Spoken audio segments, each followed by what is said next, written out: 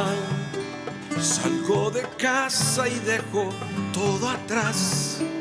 Estoy dispuesto a todo con el Señor.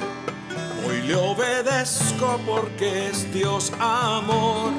Soy peregrino siguiendo a José. Confío en Dios sin importar el camino. Sé que hay un plan de amor para mí, que al final me salvará de Egipto. Este es mi credo, credo, credo. Grita que Dios es la razón de mi fe.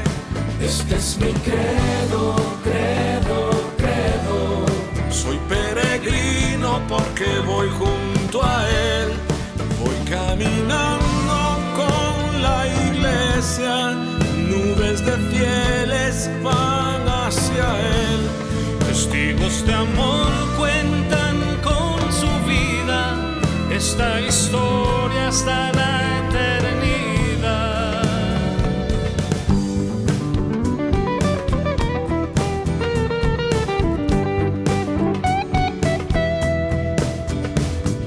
Credo, credo, credo. Credo, credo, credo. Credo, credo, credo. Soy peregrino con gente de a pie, santos sencillos que esparcen la fe. En Dios el Padre, en Jesús y el Espíritu, pueblo de Dios, iglesia peregrina. Este es mi credo, credo, credo. Grita que Dios es la razón de mi fe. Este es mi credo, credo, credo. Soy peregrino porque voy junto a Él. Voy caminando con la iglesia. Sé bien en quién creo con toda certeza. Unido al canto de María, los apóstoles proclamo la fe. Credo, credo, credo. Credo, credo, credo. Credo, credo, credo.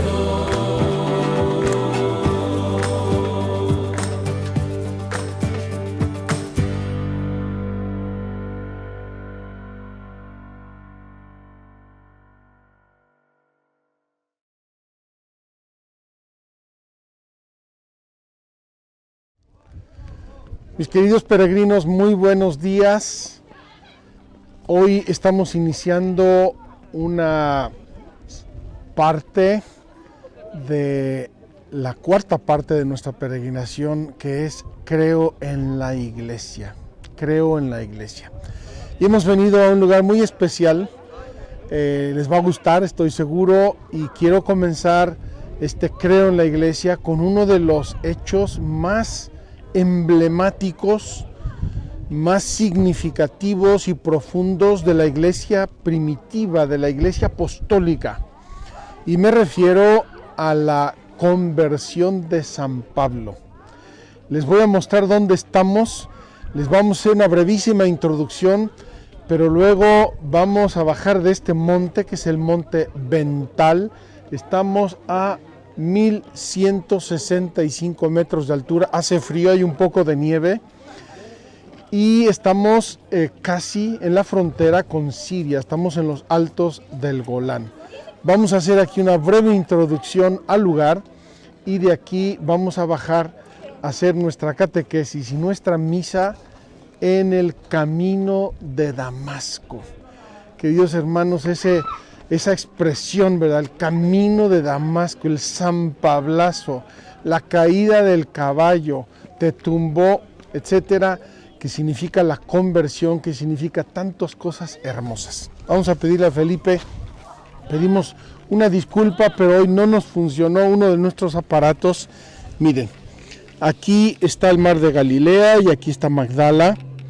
Este es el monte Hermón, donde ya estuvimos. Hoy lo vamos a ver incluso con más nieve, y en esta zona de los altos del Golán está el monte Bental, donde estamos ahora. Aquí ven, tenemos Siria muy cerca y esta es la parte de Líbano. Precisamente estamos delante de un cartel muy significativo que me encanta, y aquí pueden ver, aquí hay distancias a diversos lugares importantes del mundo. Damasco, 65 kilómetros, Jerusalén, 161 kilómetros. Me atrevo a decir, no me consta, pero aquí en la noche se deben ver las luces de Damasco, porque estamos verdaderamente muy cerca. Le voy a pedir a Felipe que dé una vuelta para tomar estos carteles, repito, muy emblemáticos de dónde estamos y a qué distancias, y luego vamos a subir a la cima del monte, estamos muy cerquita, para ver todo el panorama que nos rodea.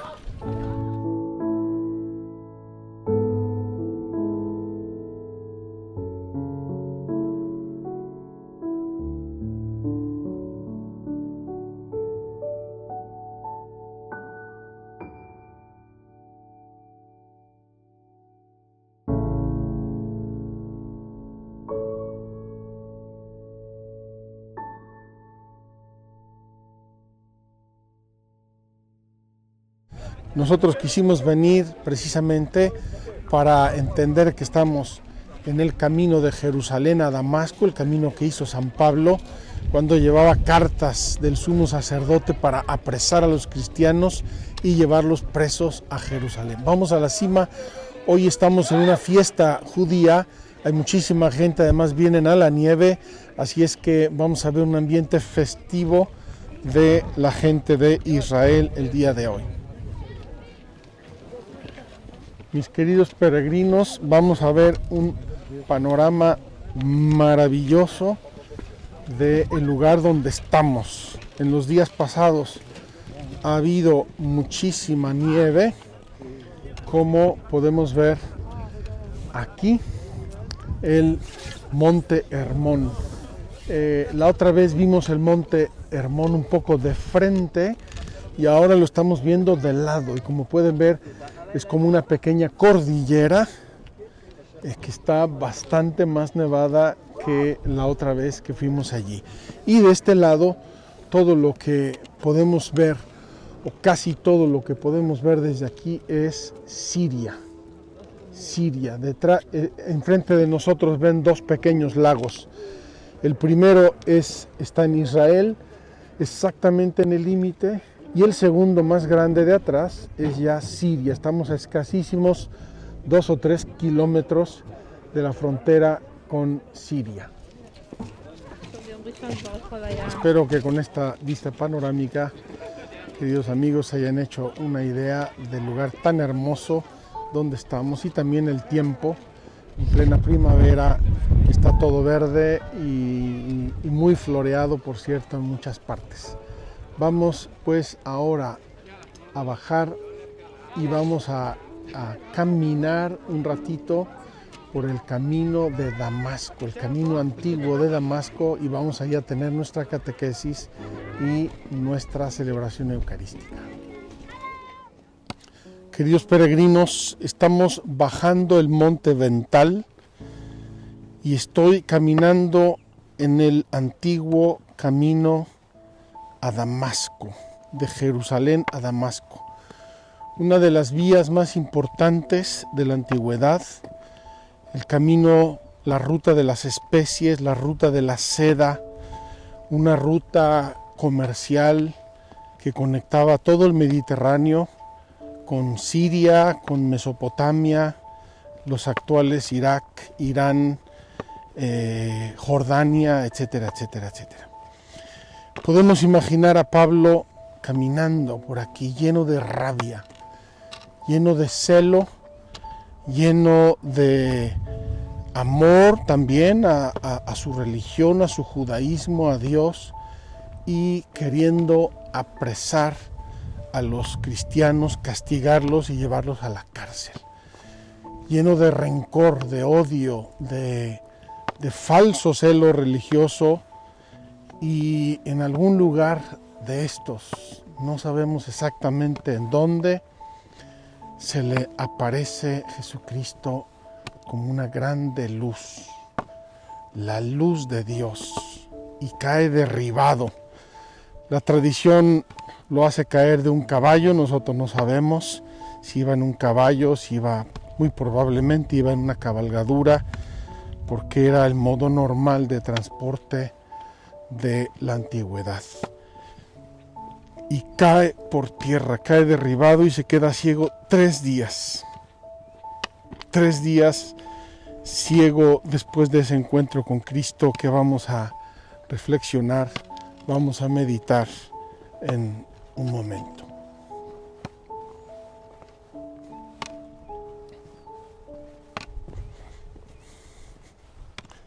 Mis queridos peregrinos, estoy sentado con toda deliberación sobre el camino de Damasco. Después de haber bajado del monte, donde ya les mostramos una hermosísima vista panorámica del lugar, aquí a mis espaldas, acabando este bosquecito, está la frontera actual entre Siria e Israel. Para aquellos que han visto la serie del espía, aquí está uno de los lugares donde estuvo el espía. Incluso se recuerda, hay una placa que recuerda ese hecho. Y he querido venir aquí realmente a sumergirme con ustedes en una de las experiencias iniciales del cristianismo, simbólicas, en una intervención de Dios gigante. Queridos amigos, solamente imaginemos una cosa, que Pablo no se hubiera convertido por una gracia e intervención gigante de Dios. En primer lugar, no hubiera extendido el cristianismo por todo el Mediterráneo, porque él se levantaba de ir a donde nadie había predicado a Cristo, primera cosa. Segunda cosa, hubiera sido perseguidor todo el tiempo. Toda esa fuerza y esa pasión que tuvo para evangelizar, la hubiera tenido para atacar y contrarrestar. Y esto a mí me da muchísima esperanza y muchísima ilusión cuando pienso en fuerzas contrarias, en poderes contrarios, en personas contrarias a las causas de Dios. Si Dios quiere, en un segundo puede hacerlas aliadas. Dios tiene todos los caminos en sus manos. Quiero leer con ustedes aquí sobre el camino de Damasco, la conversión de San Pablo. Vamos a tomar, queridos hermanos, los Hechos de los Apóstoles en el capítulo 9. Hechos de los Apóstoles, capítulo 9.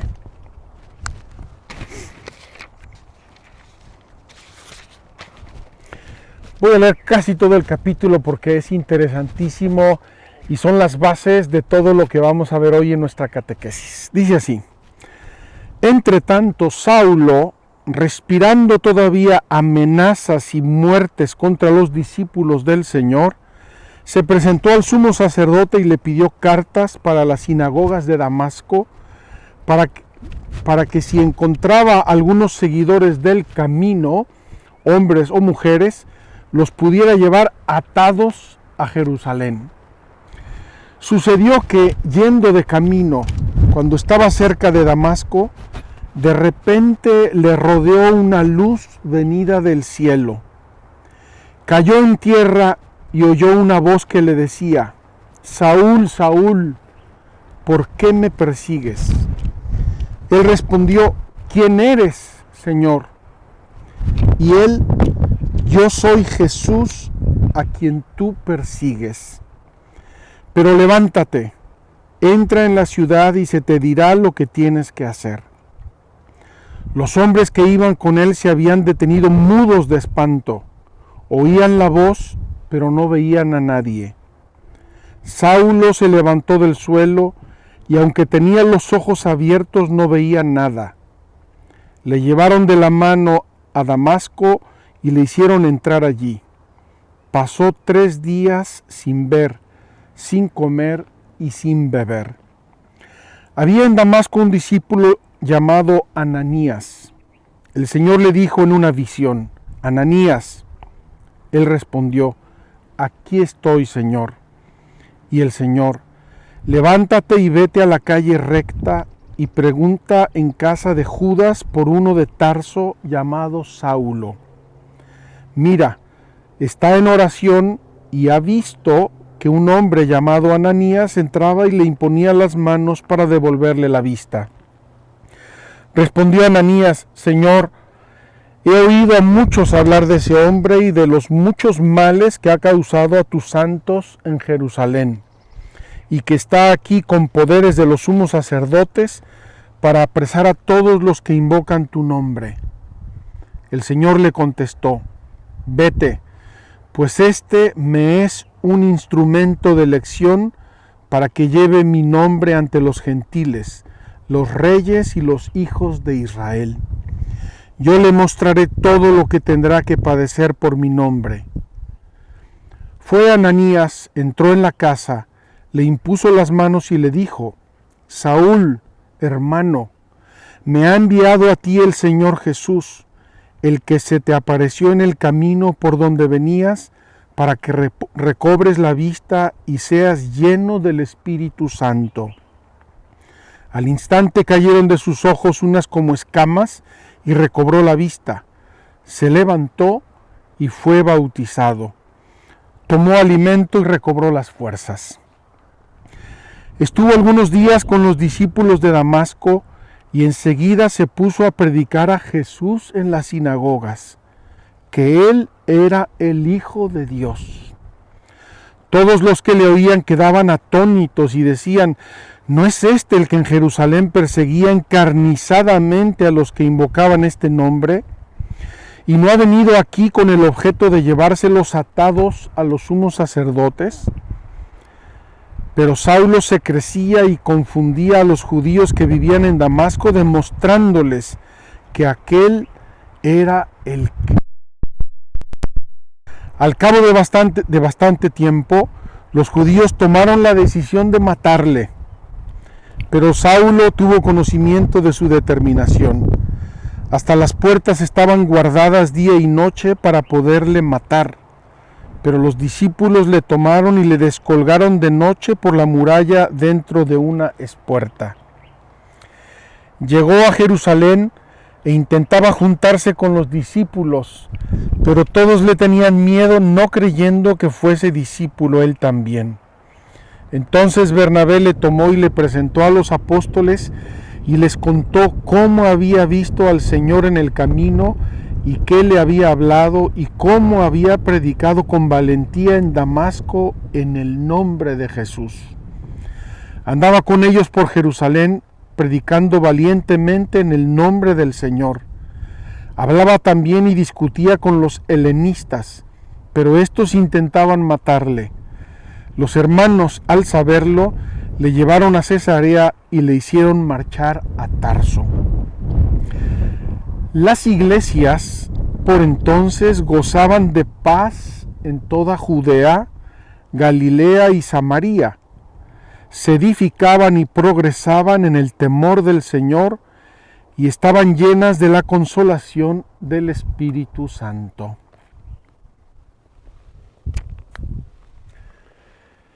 Queridos hermanos, tenemos esta historia de la conversión de Pablo 4 veces en las Sagradas Escrituras. 4 veces Pablo va a hablar de su conversión y en una de ellas, que voy a leer inmediatamente, habla en términos apologéticos. Es en la carta a los Gálatas. Dice así Pablo, lo voy a leer porque es una delicia y además leerlo aquí en el camino de Damasco. Epístola a los Gálatas, capítulo 1, versículos 11 y siguientes. Porque os hago saber, hermanos, que el evangelio anunciado por mí no es de orden humano, pues yo no lo recibí ni aprendí de hombre alguno, sino por revelación de Jesucristo. Pues ya estáis enterados de mi conducta anterior en el judaísmo, cuán encarnizadamente perseguía a la iglesia de Dios y la devastaba, y cómo sobrepasaba en el judaísmo a muchos de mis compatriotas contemporáneos, superándoles en el celo por las tradiciones de nuestros padres.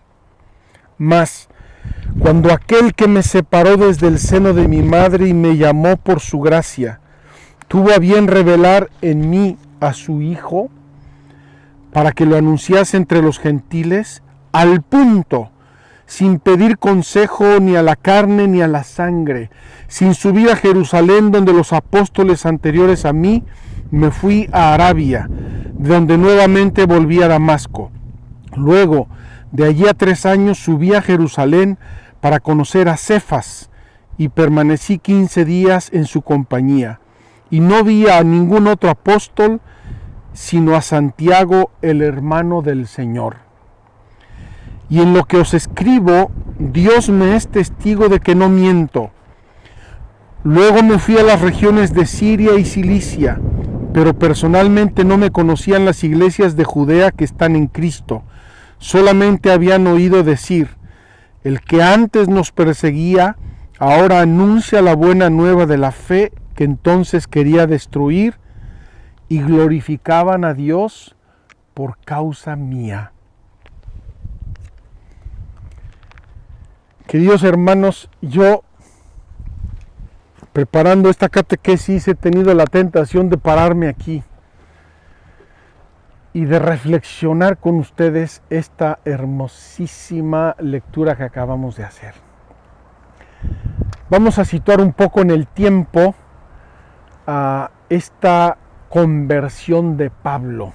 Dice Pablo que subió 2 veces a Jerusalén, unos 3 años después de su conversión y unos 12 o 13 años después cuando fue al concilio de Jerusalén, del cual ya hemos hablado, entre el año 48 y 50. 50 menos 12 son 38 y 38 menos 3 son 35. La conversión de San Pablo debió ocurrir en torno al año 35, es decir, 2 años después de la resurrección de Cristo, unos 2 años, un poco menos, desde Pentecostés, cuando el cristianismo había comenzado ya a difundirse, y como leímos al final del capítulo 9 de los Hechos, las iglesias crecían en Galilea, en Judea y en Samaria, impulsadas por el Espíritu Santo. ¡Qué expresión tan hermosa! Las iglesias. Hoy estamos diciendo el famoso artículo del símbolo de los apóstoles, creo en la iglesia. Y quiero hacer una precisación inmediata. Cuando decimos creo en la iglesia, decimos creo en la existencia de la iglesia, obra de Dios.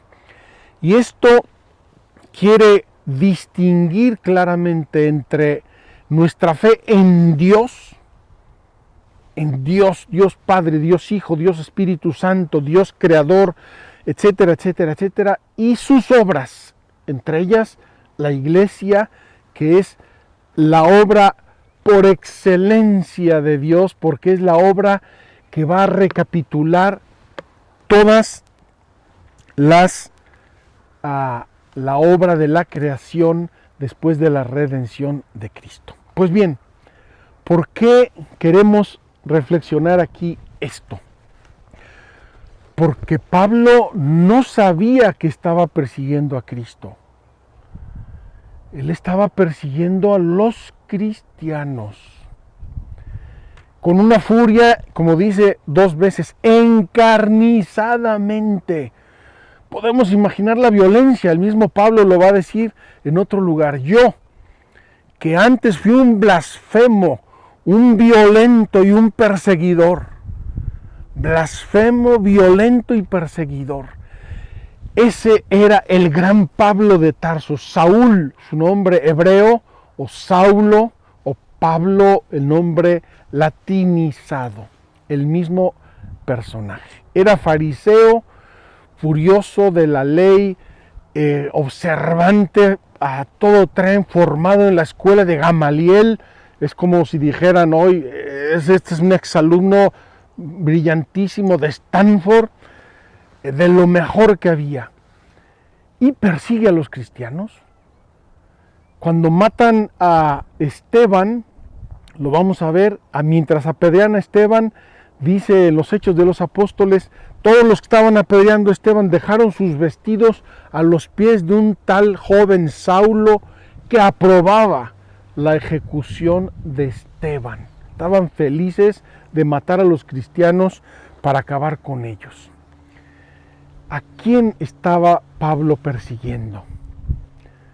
Pablo estaba persiguiendo a Cristo, porque la iglesia es Jesucristo en el tiempo.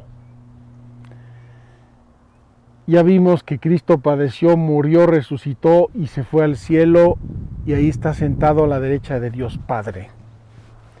Ya vimos que vendrá al final de los tiempos a juzgar a vivos y muertos. Final de los tiempos. En este nuevo periodo de la historia, que es el tiempo de la iglesia, Cristo, por amor nuestro, Cristo generosamente se identifica con la iglesia.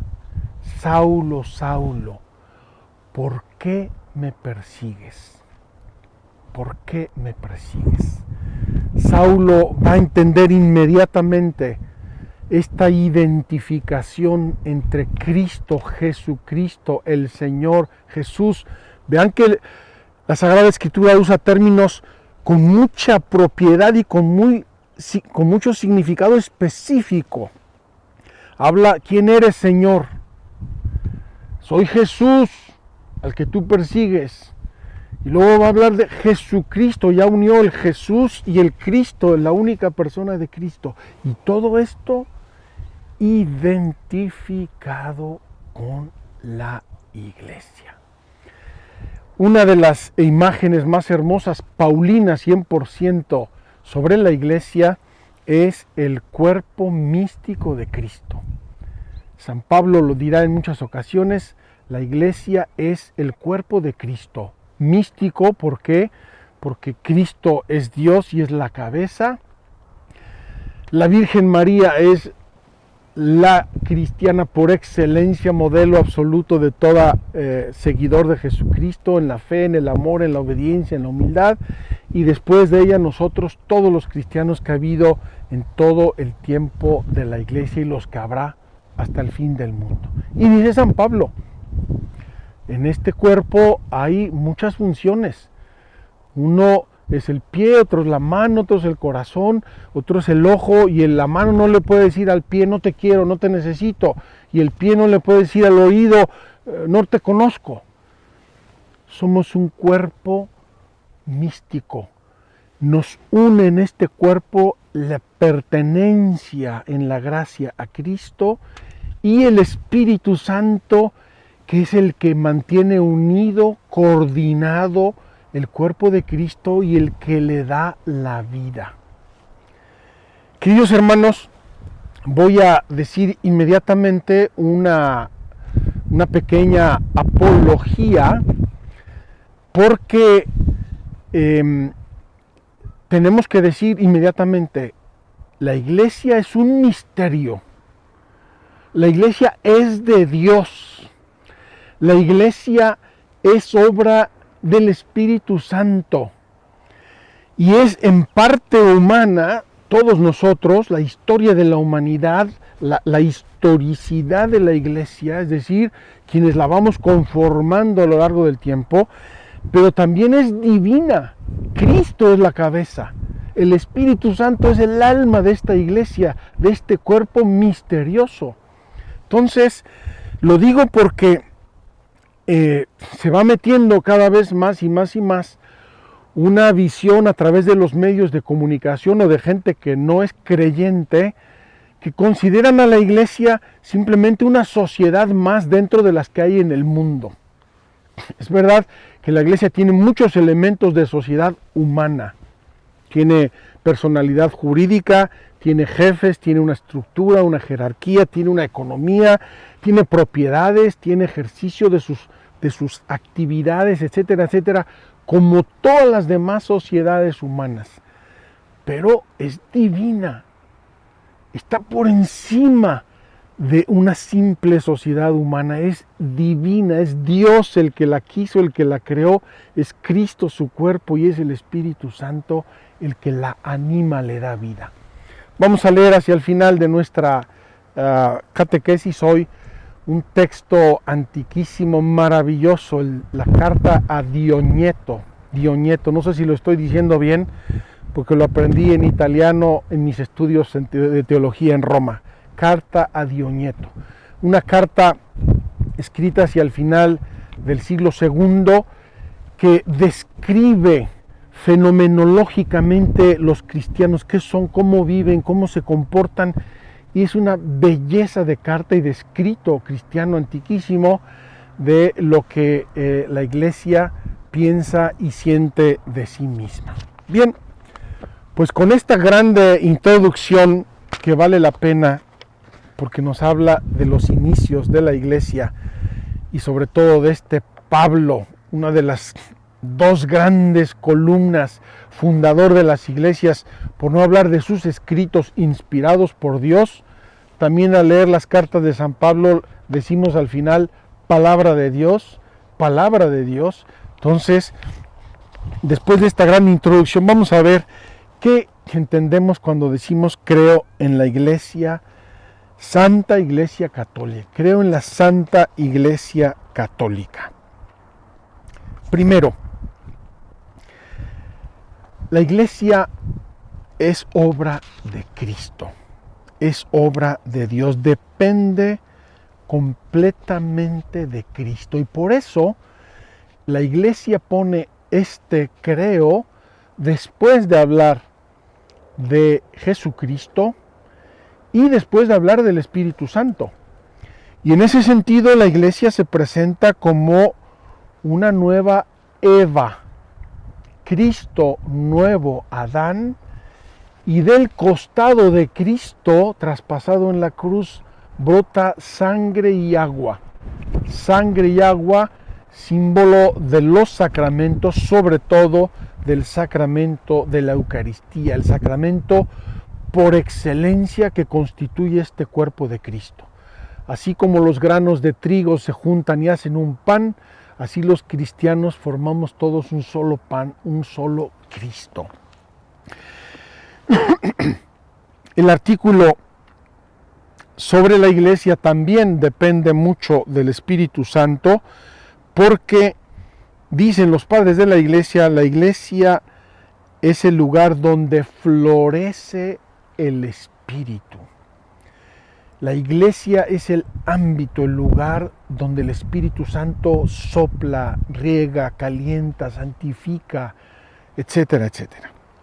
Creer que la iglesia es santa y católica, eso dice el credo apostólico, y que es una y apostólica, como añade el símbolo niceno-constantinopolitano, es inseparable de la fe en Dios, Padre, Hijo y Espíritu Santo. Últimamente se han metido modas muy fuertes. Yo creo en Dios, pero no creo en Cristo. Yo creo en Cristo, pero no creo en la iglesia. Yo creo en la iglesia, pero no me importa Dios. Oye, espérate. Los artículos de la fe son pétalos de una misma flor. Tienen una interconexión uno con el otro, porque si yo digo que Cristo fundó la iglesia y digo que Cristo es el Hijo de Dios y digo que creo en Dios, estoy combinando, entretejiendo todas estas verdades. La iglesia en el designio de Dios. Vamos a ver primero esto. ¿Qué nombres tiene la iglesia? ¿O qué significa iglesia? O también Church o Kirchen en alemán, que son los grandes nombres de la iglesia. Viene del griego eclesia, que significa llamados, convocados. ¿Quién es el que convoca? Convoca a Dios. Es Dios el que nos llama y nos reúne. Nos reúne. Nosotros hemos cambiado, sobre todo en la tradición hispana, hispano-latinoamericana, decimos iglesia al templo. Cuando yo digo voy a la iglesia, en sentido propio, yo digo voy a la reunión de los hermanos. El templo es templo. Hemos intercambiado una cosa por otra. Y también Kyriake, de donde viene church en inglés, Kyriake significa la que pertenece al Señor, la propiedad o heredad del Señor. En lenguaje cristiano, la palabra iglesia designa no solo la asamblea litúrgica, es decir, la comunidad de fieles que se reúnen para adorar a Dios, alabarlo, agradecerle, sino también la comunidad local, la iglesia de Lima, Perú, es decir, todos los que creen en Cristo en Lima, Perú, la iglesia de Mérida, Yucatán, la iglesia de Madrid, y también la comunidad local y toda la comunidad de los creyentes universal.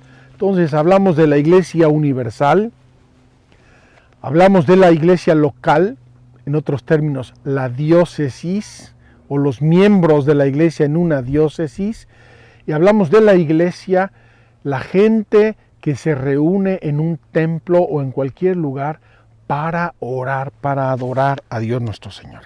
Y luego hay muchos símbolos de la iglesia. Quiero terminar esto de la asamblea o convocación. Cuando el Papa va a una nación a visitar, ¿qué es lo más importante que hace? Lo más importante que hace es una misa. Es decir, convoca a los hermanos.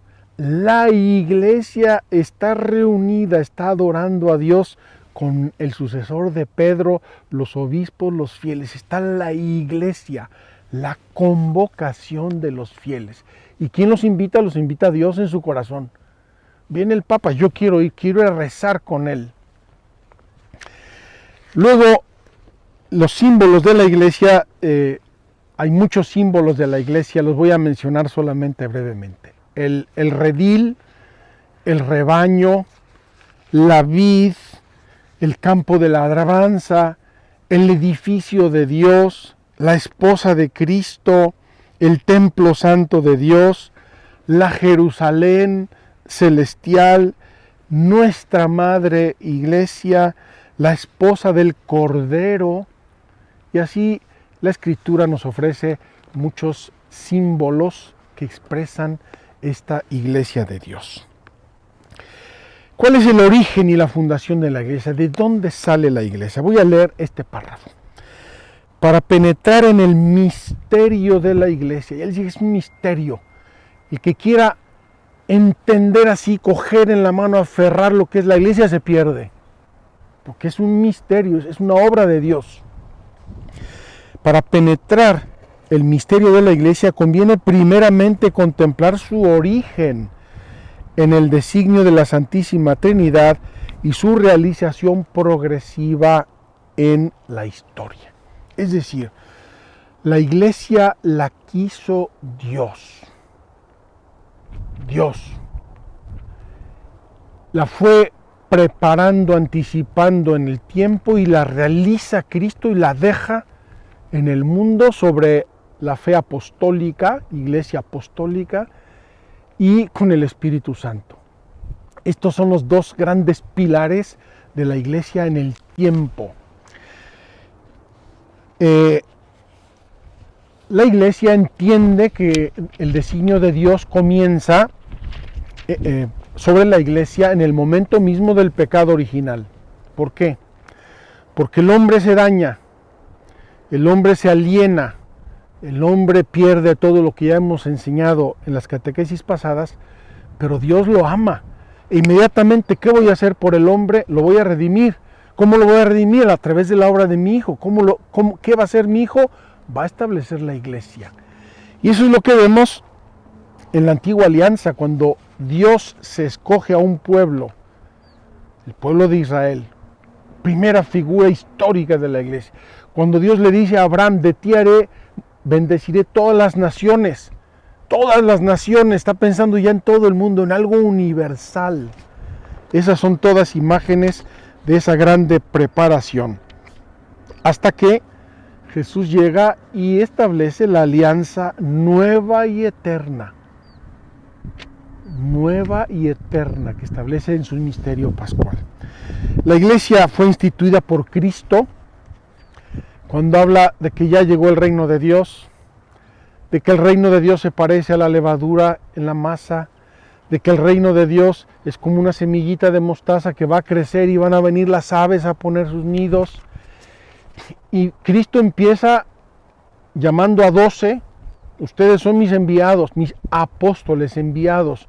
Y de esos 12 le va a decir, Pedro, tú eres la cabeza, tú vas a mandar aquí, etcétera. Jesucristo va delineando los rasgos de la iglesia, primero con su Madre Santísima, el modelo de la iglesia. Dice Juan Pablo II en una frase bellísima, dice así: la dimensión mariana de la iglesia precede su dimensión petrina. La iglesia es antes mariana, es decir, la maternidad, la feminidad de María, la fe, la humildad de María, precede a la fe de Pedro. Precede a la fe de Pedro. Entonces, Jesús va estructurando su iglesia y por eso decía yo antes, es la nueva Eva. Cristo y la iglesia como Adán y Eva. Y por eso la dota de su propia vida, va a transmitir su espíritu. El día de la resurrección va a soplar sobre los apóstoles, recibida el Espíritu Santo, etc. Y luego la iglesia es manifestada en Pentecostés por el Espíritu Santo. Esas lenguas de fuego y ese don de lenguas que los apóstoles expresaron en Pentecostés hablan de la universalidad de la iglesia. Y recuerden el grande milagro, lo leímos hablando en el Monte Sion, el grande milagro. Día de Pentecostés, Pedro explica el misterio que está la gente viendo y ese mismo día se bautizan 3,000 gentes, un misterio de Dios.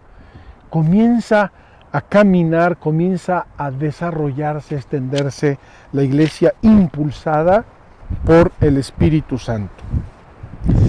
La iglesia, pero está en un tiempo, este tiempo nuestro es un tiempo de paso.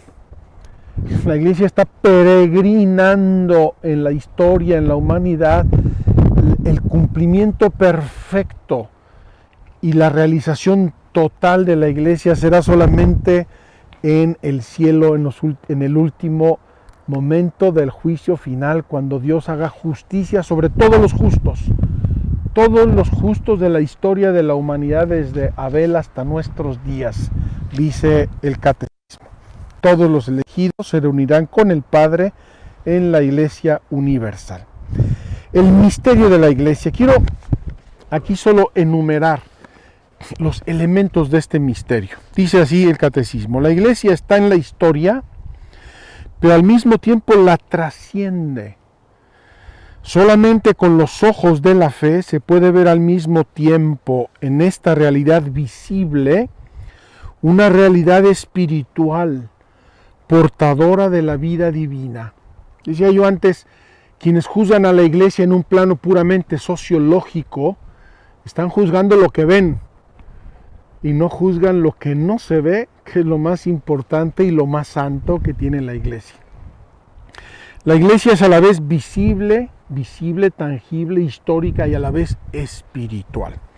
Cristo, el único mediador, estableció en este mundo su iglesia santa, comunidad de fe, esperanza y amor, como un organismo visible. La mantiene aún sin cesar para comunicar por medio de ella a todos la verdad y la gracia. La iglesia es a la vez, y va a ser una enumeración el catecismo. Estamos en el número 771 del catecismo. Sociedad dotada de órganos jerárquicos y el cuerpo místico de Cristo. Es decir, una parte tangible, histórica, sociológica, etcétera, y una parte mística. Segundo, el grupo visible y la comunidad espiritual. Antiguamente se hablaba de la iglesia triunfante, la iglesia purgante, la iglesia militante. Militantes los que estamos aquí en la batalla, purgante los que están en el purgatorio pero van a llegar al cielo, y la iglesia triunfante los que ya están en el cielo. Todos juntos formamos la única iglesia de Cristo. Y la iglesia de la tierra y la iglesia llena de bienes del cielo. Les voy a poner un ejemplo.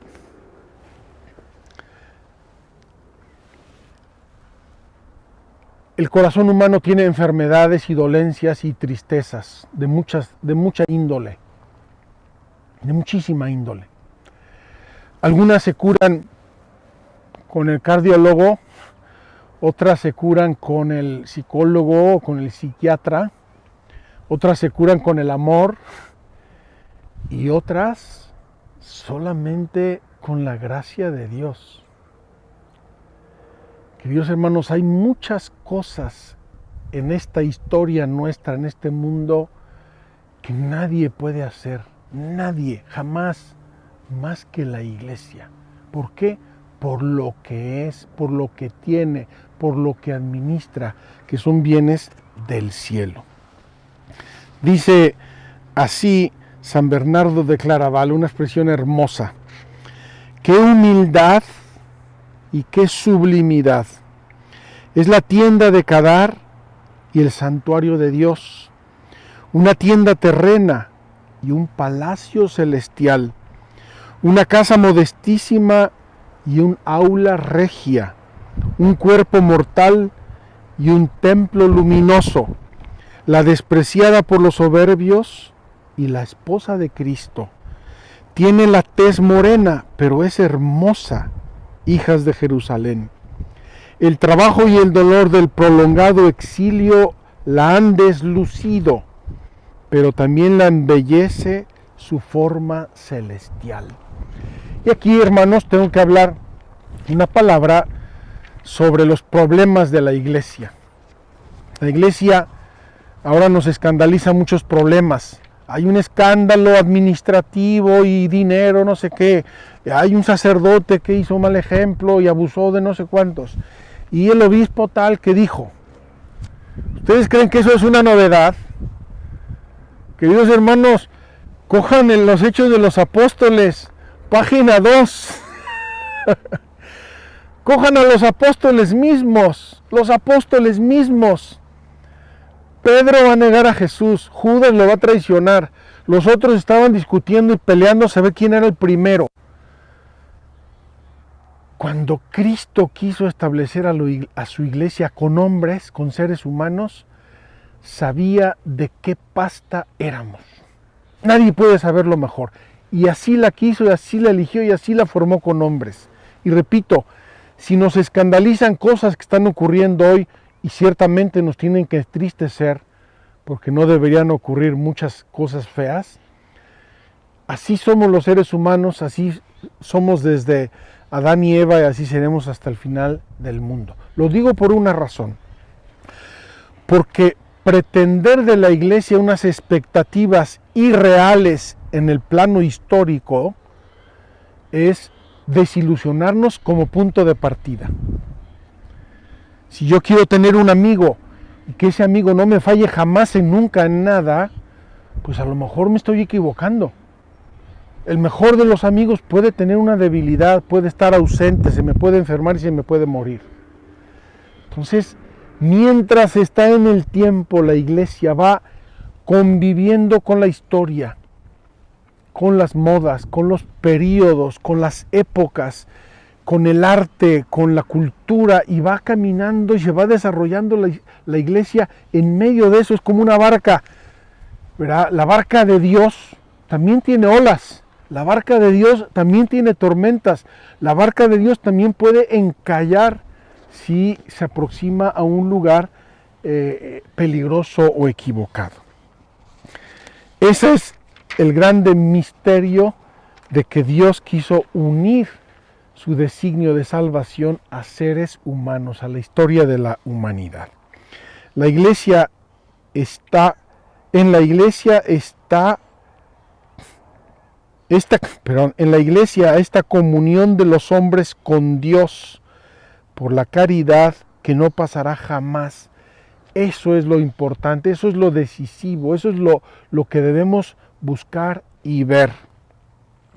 Finalmente, la iglesia, sacramento universal de salvación. Felipe, pásame mi teléfono, por favor. La iglesia, sacramento universal de salvación. Queridos hermanos, Cristo estableció a su iglesia para que salvara a todos los hombres, y es la barca en la que la humanidad entera se va a acercar un día a el cielo. Amemos a nuestra Santa Madre Iglesia, amemos a esta esposa de Cristo, suframos con ella, no le tiremos piedras a nuestro propio tejado, no aceptemos la equiparación de la Iglesia con otras sociedades humanas. Nada más quiero que me digan una cosa: ¿qué sociedad, qué gobierno, qué industria, qué banco o qué institución humana tiene 2000 años como tiene la iglesia? Y 2000 años en los que la iglesia ha sufrido enormemente las debilidades humanas, los pecados, las traiciones, las persecuciones, etcétera, etcétera, y aún así sigue avanzando, y es la barca de Dios, sostenida por Dios. Voy a decir una cosa y posiblemente la vuelva a repetir porque me encanta. El grande historiador de la iglesia, que se llama Ludovico von Pastor, un alemán como Dios manda, fue el primero en tener acceso a los archivos secretos del Vaticano y escribió una obra grandiosa que se llama La historia de los papas. Es una obra de 40 volúmenes, estilo alemán, y él fue el primero que conoció los archivos secretos del Vaticano y el primero que hizo una obra de esa índole. Y habla de todo: pecados, traiciones, engaños, todo lo que es y ha sido la iglesia. Pues ¿saben lo que hizo este buen hombre? Él era protestante. Y cuando terminó su obra, ¿saben lo que hizo? Se hizo católico. Por una razón. Dijo: si esta iglesia ha subsistido a todo lo que yo he conocido y a todo lo que he leído y escrito y publicado sobre la vida de la iglesia, es sola y únicamente porque es de Dios. No hay otra explicación humana para que la iglesia subsista con tantos problemas, con tantas debilidades, con tantos ajetreos en la historia de la humanidad. Voy a terminar y quiero leerles este texto para que lo mediten, lo gocen. Queridos hermanos, me encantaría que, viendo aquí el camino de Damasco, yo me voy a quitar porque estoy estorbando la vista del camino de Damasco, leamos este texto maravilloso de la carta a Diogneto. Se llama Los cristianos en el mundo, los cristianos en el mundo. Vamos a leerla y vamos a reflexionarla contemplando una vez más el camino de Damasco. Los cristianos no se distinguen de los demás hombres, ni por el lugar en que viven, ni por su lenguaje, ni por sus costumbres. Ellos, en efecto, no tienen ciudades propias, ni utilizan hablar insólito, ni llevan un género de vida distinto. Su sistema doctrinal no ha sido inventado gracias al talento y especulación de hombres estudiosos, ni profesan, como otros, una enseñanza basada en autoridad de hombres. Viven en ciudades griegas y bárbaras, según les cupo en suerte, siguen las costumbres de los habitantes del país, tanto en el vestir como en todo su estilo de vida, y sin embargo, dan muestras de un tenor de vida admirable y, a juicio de todos, increíble. Habitan en su propia patria, pero como forasteros. Toman parte en todo como ciudadanos, pero lo soportan todo como extranjeros. Toda tierra extraña es patria para ellos, pero están en toda patria como en tierra extraña. Igual que todos, se casan y engendran hijos, pero no se deshacen de los hijos que conciben. Tienen la mesa en común, pero no el lecho. Viven en la carne, pero no según la carne. Viven en la tierra, pero su ciudadanía está en el cielo. Obedecen las leyes establecidas y con su modo de vivir superan estas leyes. Aman a todos y todos los persiguen. Se los condena sin conocerlos. Se les da muerte y con ello reciben la vida. Son pobres y enriquecen a muchos. Carecen de todo y abundan en todo. Sufren la deshonra y ello les sirve de gloria. Sufren detrimento en su fama y ello atestigua su justicia. Son maldecidos y bendicen. Son tratados con ignominia y ellos a cambio devuelven honor. Hacen el bien y son castigados como malhechores, y al ser castigados a muerte, se alegran como si se les diera la vida. Los judíos los combaten como a extraños y los gentiles los persiguen, y sin embargo, los mismos que los aborrecen no saben explicar el motivo de su enemistad. Para decirlo en pocas palabras, los cristianos son en el mundo lo que el alma es en el cuerpo. El alma en efecto se halla esparcida por todos los miembros del cuerpo.